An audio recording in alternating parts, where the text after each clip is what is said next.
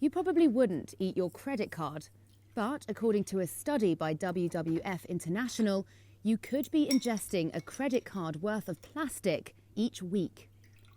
That's a little bit more than a teaspoon of microplastics being consumed by humans every week.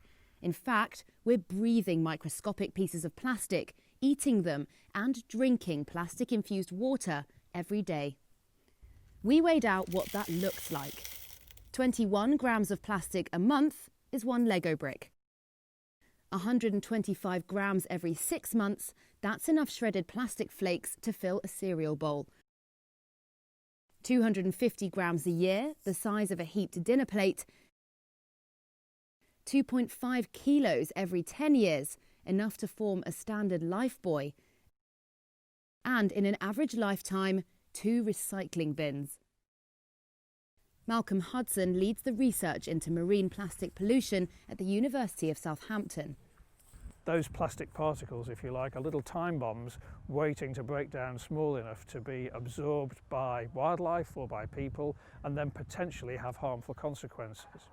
The WWF International study found that we're mainly ingesting microplastic through drinking water, but also via sources like shellfish, which tend to be eaten whole, so the plastic in their digestive systems is also consumed. As plastic is not biodegradable, it ultimately ends up everywhere, even in the most remote locations, from the depths of the ocean to Arctic ice, and our bodies. While we do swallow plastics in our food, we are mostly passing that through and it may not be harming us.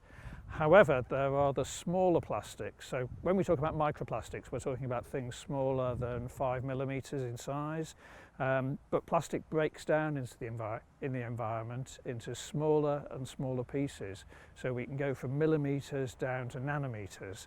And when we're down at the nanometer scale, we're talking about nanoparticles here, it is possible that they could be absorbed by our digestive systems and end up in our bodies. So it could pass into our blood or lymphatic system and end up in our organs.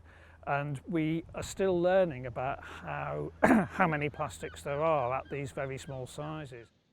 Dozens of reports have been published on microplastics, but the scientific community is still only scratching the surface of understanding just how much plastic we consume and how harmful it could be.